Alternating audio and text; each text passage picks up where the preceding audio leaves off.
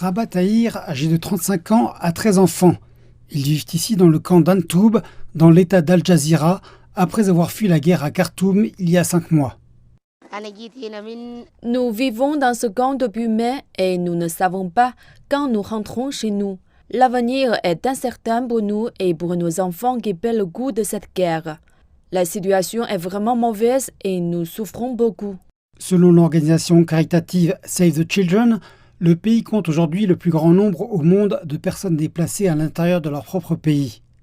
Des maladies telles que le choléra, le paludisme et les fièvres, ainsi que la malnutrition, menacent des millions d'enfants. De nombreuses familles désespérées fuyant le conflit s'abritent dans des écoles, des camps et chez des proches, tandis que d'autres vivent en plein air. Nous voulons retrouver notre vie.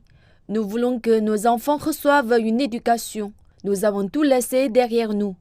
Nos maisons, nos vêtements et notre avenir. Cette guerre doit cesser. Le Soudan a été l'un des premiers pays à ratifier la Convention sur les droits des enfants en 1990. Mais des années d'instabilité politique et économique, de pauvreté généralisée et de déplacement de population ont entravé la protection des droits des enfants.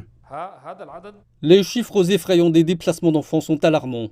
Ils ouvrent la voie à de nombreux problèmes tels que le travail des enfants et l'utilisation de ces enfants pour des activités criminelles. La protection des enfants est nécessaire pour prévenir les pires conséquences du conflit. Le conflit au Soudan est entré dans son 6e mois et rien n'indique qu'il se terminera dans un avenir proche.